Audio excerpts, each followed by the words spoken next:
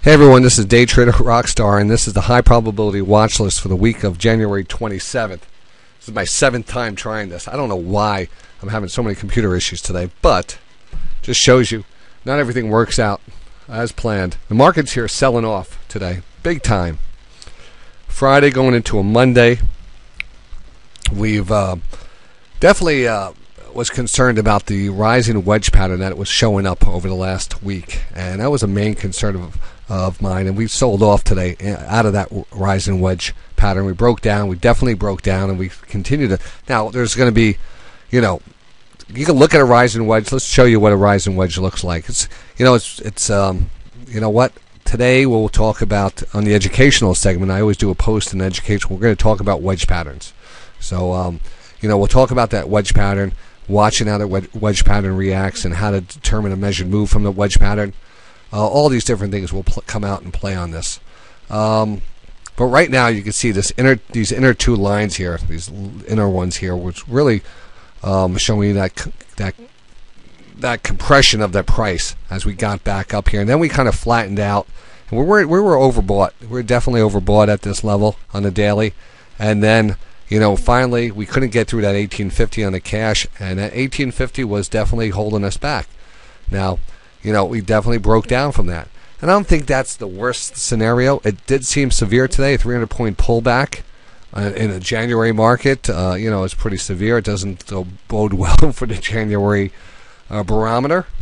January barometer, how January goes, the rest of the year goes. Well, I like to tell you right now, we are down for January, and we're going to have to do our best impression of Rocky Balboa. We'll get back up and close this January out on a positive note. So overall, January decline is at 3.1%. 3.1%. Today we dropped, right? 2.1%. Take a look at what the other indexes did today here. NASDAQ down 1.2%. Russell down 1.7%. S&P down 3.1% year-to-date. These are year-to-date numbers. Year-to-date numbers. Dow Jones Industrial Average down 4.2% year-to-date. When we talk about corrections and stuff, the big number that comes into mind is that 10% correction. 10% correction is what you hear a lot about. So when we see that the S&P 3.1, Dow Jones 4.2, it's a gauge. So take a look at the rising wedge breakdown. I have a recognizable 1-2-3 pattern based here, and we also have some other levels on this screen that I want to pay attention to. We're going to just zoom in just a little. Down here, right in that, I have it written down here, 1734 level, we have actually an unfilled gap. And we also have some really kind of good support back here, and there's all kinds of levels that are lining up. We also have our first level of, what do we have? This is right around that 1770 level. I'm going to give you an exact number on that. Let me get that exact number there.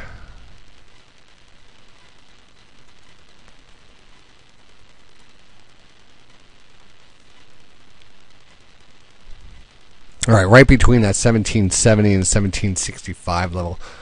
I'm using this different charting. I'm using the TC 2000 charting program right now because I wanted to see what, just give you a different view of it, because my other S&P chart's not giving me the right view on the daily, so I had to use something that's a little more accurate. But you can see that trend line breakdown. Way underneath us here is a pivot area and a recognizable channel. So that brings us down, anywhere between that 1740, 1730, 1750 area, give or take 10 points. As this thing rises and the price comes down, it's, you're going to be adjusting these things. But the big negative on the scene right here is the stochastics here. Even though they are starting to move down, they still have a ways to go. And that's the daily. Let's take a look back here, and we see we closed on the lows of the day. And because we have so many different levels underneath us, it tend to believe that we're actually going to get back down there. And again, that an ultimate target here for me, 1734. Which, that's a pretty decent move down here. Now let's take a look at what we do in that situation. I ended up taking my S&P cash hedge off today. I had the SPXU, and it's funny because we're looking at the 60-minute chart, and we pulled back down to this trend line. Don't mind this one candlestick is a false candle. Data point. I'm having all kinds of weird issues. Certain things are jumping up on my chart. It's just really bizarre today. I apologize if this video becomes choppy at one point. So we came down to this level, and I just ended up wanting to take that S&P trade off because we've been always seeing that good resilience in the market. So I just took it for what it was and took that off, and could have profited more from it. We'll see how that works. There's also a nice underlying trend line. There's some small dotted lines that represent some trend lines that were broken earlier today. Now there's one that goes from a pivot area back here. It's not a big pivot area, and I'm just throwing it in there just to see how it reacts. There's a bigger level here that we did break down from that goes out and comes through, and that's always a target for a retracement trade. When we do break down some major trend lines, lots of times you get that retracement trade back up to the trend line before failing and moving back down. We're oversold on the 60. The daily, again, I'm not getting a complete candle here, so I'm not getting a full read on those stochastics. That's why I was using the other thing. And then again, on the 5-minute chart, we kind of closed on the lows, and that's kind of bearish. It's just, there's always an issue over the weekend. The weekend is always, especially in a market that sells off aggressively, the powers that be, sometimes tend to, all of a sudden something bad comes out when something's bad happening. They jump on negative news. So what are we looking at for next week then? Let's go back out to this other chart.